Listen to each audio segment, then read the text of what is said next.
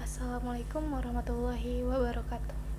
Perkenalkan, nama saya Fani Permatakusni dengan NIM 2404231. Di sini saya akan menjelaskan tentang pengertian dan konsep dasar serta penyajian data dalam statistik sosial. Dengan dosen pengampu Lip Permana ST.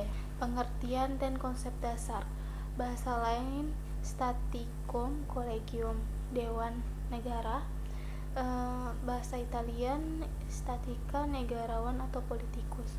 Bahasa Jerman State, ilmu tentang negara. Bahasa Inggris Statics, ilmu mengenai pengumpulan dan verifikasi data. Statika sosial. Statika secara prinsip mula-mula hanya mengurus data yang dipakai lembaga-lembaga administratif dan pemerintah. Pengumpulan data tersebut terus berlanjut khususnya melalui sensus yang dilakukan secara teratur untuk memberi informasi kependudukannya yang berubah setiap saat. Perbedaan statistika dan statistik. Statistik artinya data atau kumpulan dalam bentuk angka maupun bukan angka yang disusun dalam bentuk tabel atau diagram yang menggambarkan suatu masalah tertentu. Statistika adalah pengetahuan yang berkaitan dengan metode, teknik atau cara untuk mengumpulkan, mengolah, menyaji dan menganalisis data, kemudian menarik kesimpulan dan menginterpretasi data tersebut. Tujuan umum statistika. Tanpa disadari dalam kehidupan sehari-hari, sesungguhnya kita telah banyak memakai statistika walaupun bentuk yang sangat sederhana, misalnya di rumah, di kantor, pemerintah, dan lain-lain. Tinjauan umum statistika. Pemerintah memakai statistika untuk menyusun anggaran pendapatan dan belanja negara (APBN) yang didasarkan pada hasil perhitungan seperti nilai tukar rupiah terhadap nilai dolar Amerika, nilai ekspor, harga minyak, tingkat inflasi, nilai investasi, dan pertumbuhan ekonomi. Dalam hal ini, perhitungan statistika merupakan suatu prediksi atau perkiraan yang berdasarkan penilaian indikator ekonomi pada tahun sebelumnya. Tinjauan umum statistika. Di negara-negara maju, ilmu statistika telah lama berkembang dengan pesat sejalan dengan kemajuan ilmu ekonomi dan teknik. Misalnya, Jepang adalah negara yang sangat berhasil menerapkan statistik dalam berbagai bidang seperti perencanaan desain produk mobil dan strategis menguasai pemasaran di berbagai negara. Jepang telah berhasil memadukan ilmu statistika dengan ilmu ekonomi, desain produk, psikologi, dan sosiologi masyarakat di berbagai negara untuk memprediksi dan menganalisis perilaku konsumen sehingga negara itu mampu. Statistika dan metode ilmiah. Metode ilmiah adalah salah satu cara mencari kebenaran yang bila ditinjau dari segi penerapan, risiko untuk keliru paling kecil. Langkah-langkah dalam metode ilmiah. Nomor 1 yaitu merumuskan masalah. Yang kedua, melakukan studi literatur. Yang ketiga, membuat duga-dugaan, pertanyaan-pertanyaan atau hipotesis. Nomor 4, mengumpulkan dan mengolah data, menguji hipotesis atau menjawab pertanyaan. Nomor 5, mengambil kesimpulan. Peran statistika. Instrumen, sampel, sifat data, variabel, dan metode analisis. Manfaat statistika. Manfaat mempelajari statistika memberikan pengetahuan dan kemampuan kepada seseorang untuk mengevaluasi terhadap data. Bagi mahasiswa ilmu sosial, statistika dapat bermanfaat bagi dunia kerja kelak. Manfaat statistika dalam riset sosial. Menyusun, meringkas, dan menyederhanakan data, merancang kegiatan survei atau eksperimen, menerapkan metode terbaik dalam penarikan kesimpulan, inferensian, mengukur baik tidaknya sebuah inferensi, penarikan kesimpulan. Kegunaan statistika. Alat bantu untuk memperluas pengetahuan terhadap masalah-masalah yang rumit kabur dan tidak pasti. Alasannya, fakta-fakta dapat disusun sesuai kebutuhan. Data yang data yang rumit dapat disederhanakan. Data dapat disesuaikan dengan kebutuhan. Dapat digunakan sebagai teknik perbandingan. Dapat digunakan untuk mengimplementasikan beberapa masalah secara simultan. Dapat digunakan sebagai teknik pengambilan keputusan yang akurat. Aplikasi data dalam berbagai disiplin ilmu, baik ilmu alam, ilmu sosial, maupun bidang bisnis, ekonomi, dan industri. Nomor 2, dalam pemerintah untuk berbagai macam tujuan seperti sensus penduduk. Dan nomor 3, prosedur jajak pendapat atau polling misalnya dilakukan sebelum pemilihan umum, serta jajak cepat, perhitungan cepat hasil pemilu atau quick count. Keterbatasan statistika dapat digunakan untuk segala macam fenomena atau persoalan. Alasannya, nomor 1, statistika hanya dapat digunakan untuk memecahkan masalah-masalah yang dapat diukur atau dapat dinyatakan dalam bentuk numerik. Nomor 2, statistika dapat digunakan untuk fakta tunggal. Nomor 3, hasil-hasil analisis statistika hanya merupakan pendekatan dan bukan kebenaran matematik. Nomor 4, statistika dapat memberikan kesimpulan yang keliru dan kadang-kadang hanya digunakan atas dasar rekomendasi dari tenaga ahli. Keterbatasan statistika.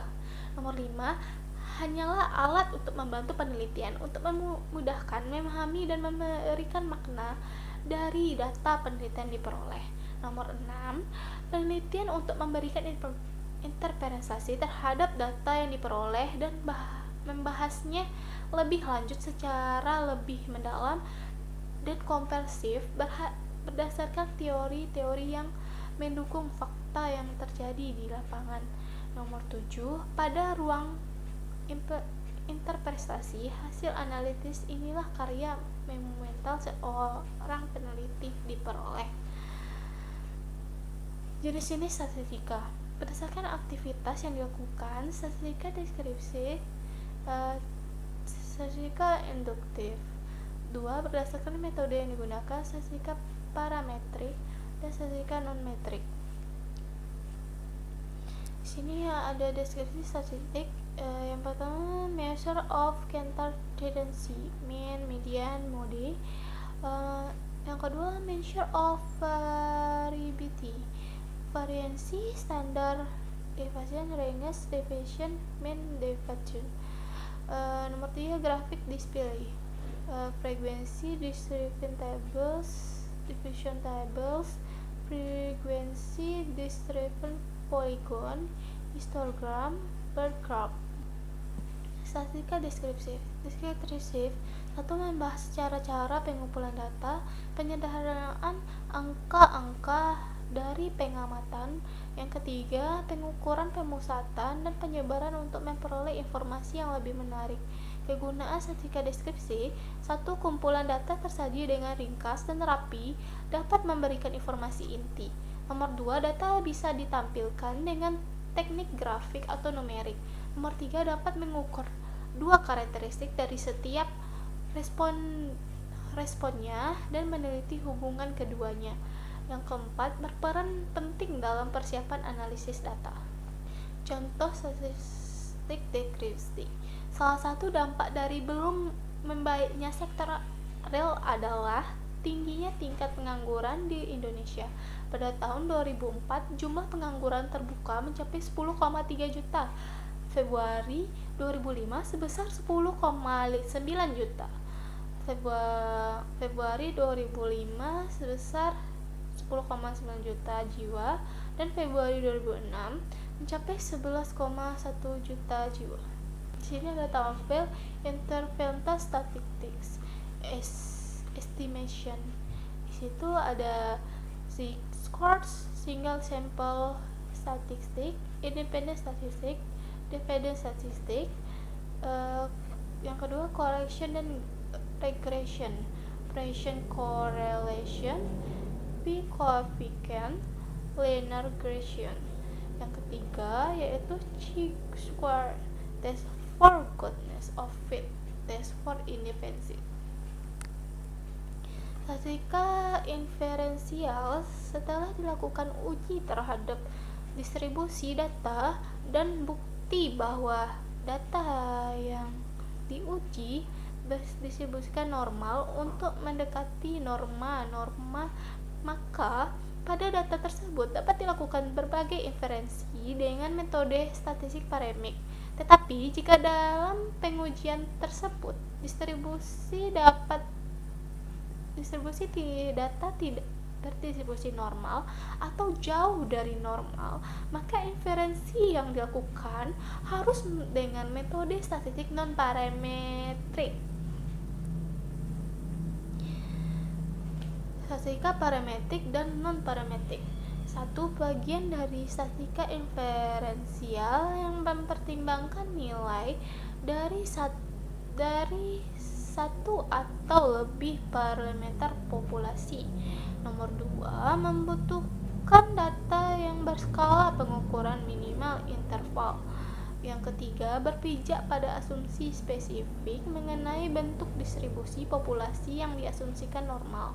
Statistik non-parametrik. 1. Bagian dari statistika inferensial yang tidak mempertimbangkan nilai dari satu atau lebih parameter populasi. Nomor 2, validitas tidak tergantung pada mode peluang yang spesifik dari populasi. Yang ketiga, distribusi data tidak dapat diasumsikan normal. Statistik parametrik. 1. Membutuhkan pengukuran kuantitatif dengan data interval atau rasio. 2. Mempertimbangkan jenis sebaran distribusi data, yaitu apakah data menyebar normal atau tidak. Yang ketiga, contoh metode statistika parametrik: uji Z atau 1 atau 2 sampel, uji T 1 atau 2 sampel, korelasi Pearson, perencangan percobaan 1 or 2W ANOVA, parametrik, dan lain-lain. Statistika non-parametrik. 1. Membutuhkan data dengan data ordinal dan nominal. Yang 2. Merupakan statistika beban sebaran, tidak mensyaratkan bentuk sebaran parameter populasi baik normal atau tidak. Yang ketiga, contoh metode statistika non-parametrik itu binomial test, chi-square test, median test, Feynman test, dan lain-lain. Jenis data berdasarkan sifatnya. 1. Data kuantitatif. Yang 1. Jenis kelamin. 2. Warna kesukaan. Yang ketiga, asal suku, dan lain-lain. Nomor 2. Data yang tadi kuantitatif, sekarang kuantitatif. Data diskret. 1. Jumlah mobil.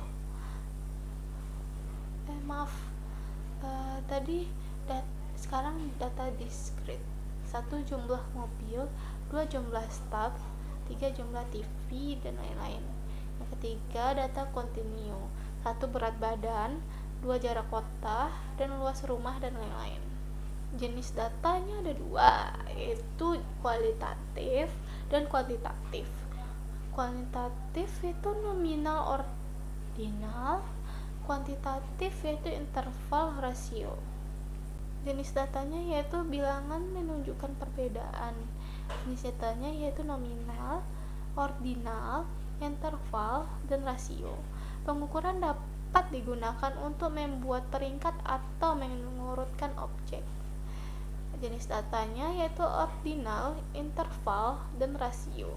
Perbedaan bilangan mempunyai arti, yaitu itu data dari interval dan rasio.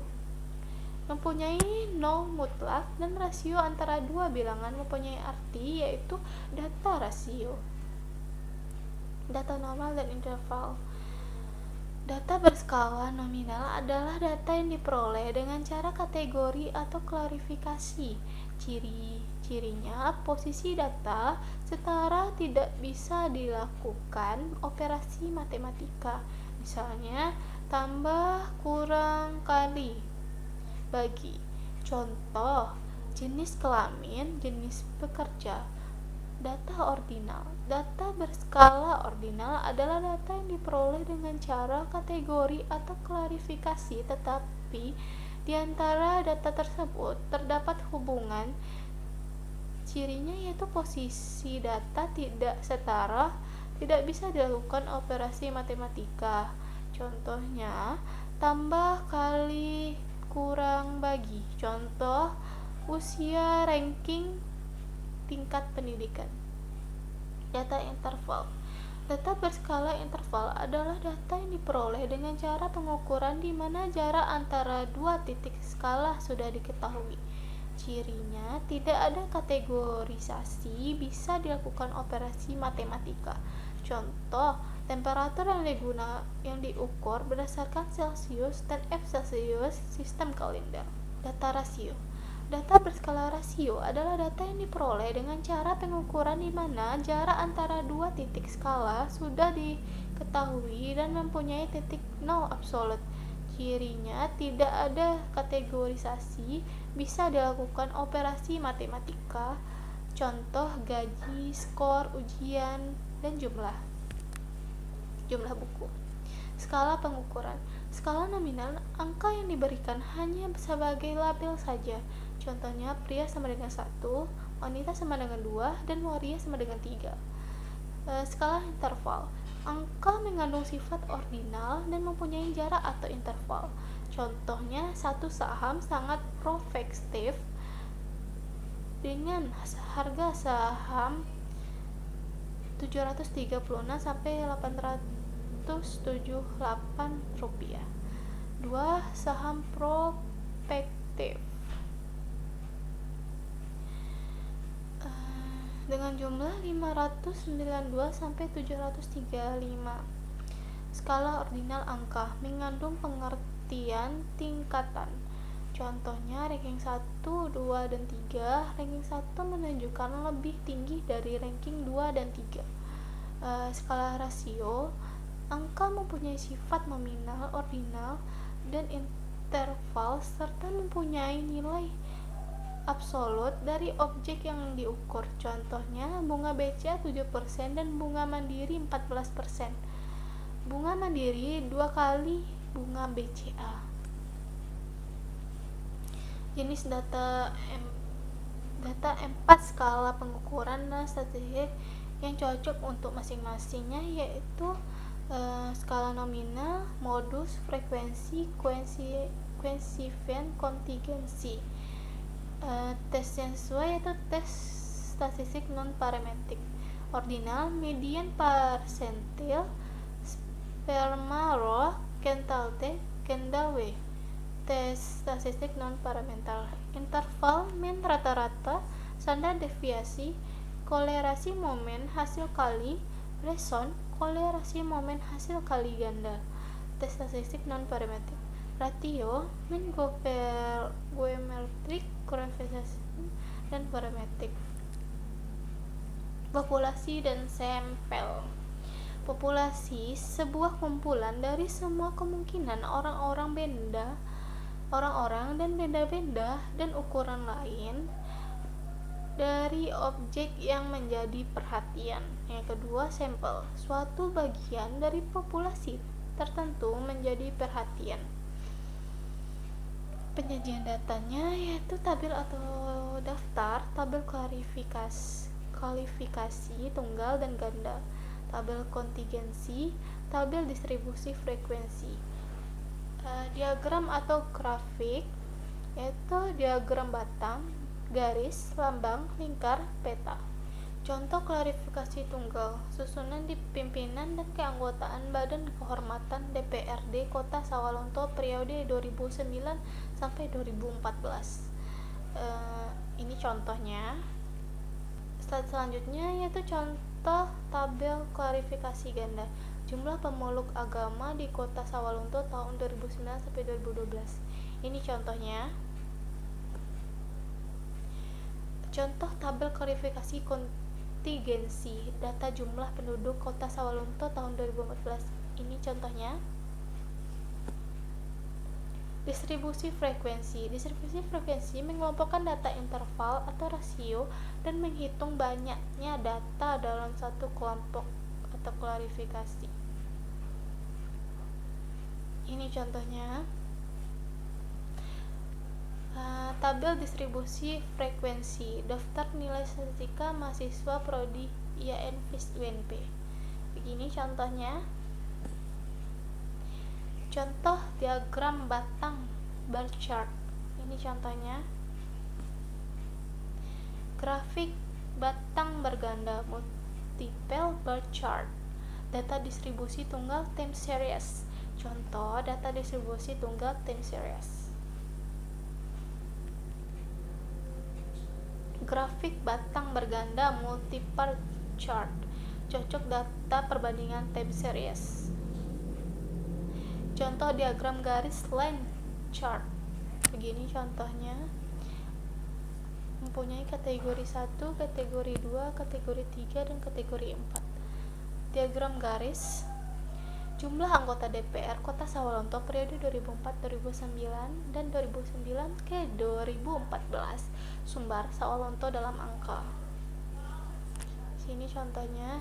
Di sini ada organisasi pemerintah yaitu Golkar, PAN, PPP, PKS, PKPB, PDIP, Demokrat, PNI, PKPI, Gerindra, dan PDP.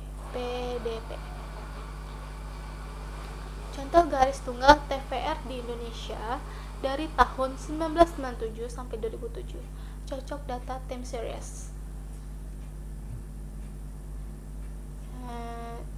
Selanjutnya contoh diagram lingkaran pie chart. Di sini ada bagi dua, yaitu Sales dan Sales 1 juga. Diagram lingkaran. Begini contohnya, jumlah penduduk Kota Sawalunto berdasarkan kecamatan tahun 2011. Presentasi pria kawin yang pernah mendengar tentang HIV dan AIDS. Itu kalau ya itu biru, kalau tidak itu merah. Cocok data distribusi tunggal. Sedikit bencana alam di Indonesia.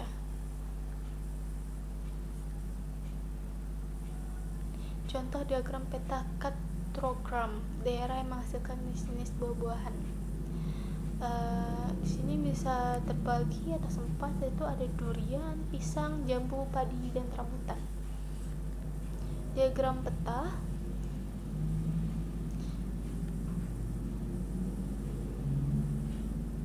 Kondisi tektonik Indonesia.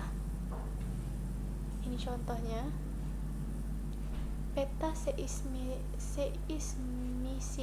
Indonesia tahun 1973 sampai 2005. Ini bentuknya peta seismisitas.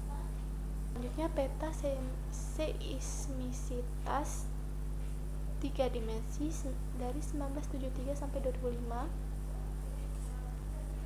Gempa merusak dan tsunami periode 1991 sampai 2006. Yang merah itu tsunami, yang kuning itu gempa rusak. Contoh diagram piktogram.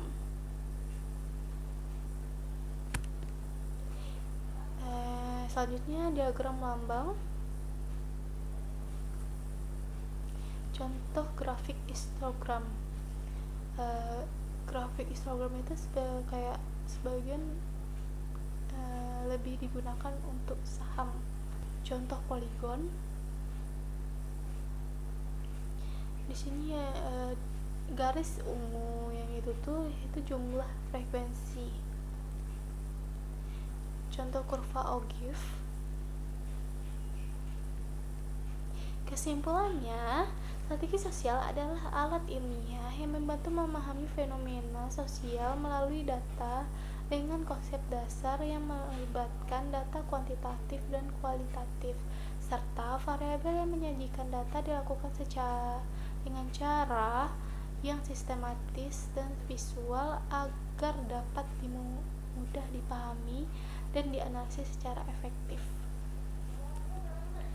Sekian presentasi dari saya. Kalau ada salah kata mohon dimaafkan. Saya sudahi. Assalamualaikum warahmatullahi wabarakatuh.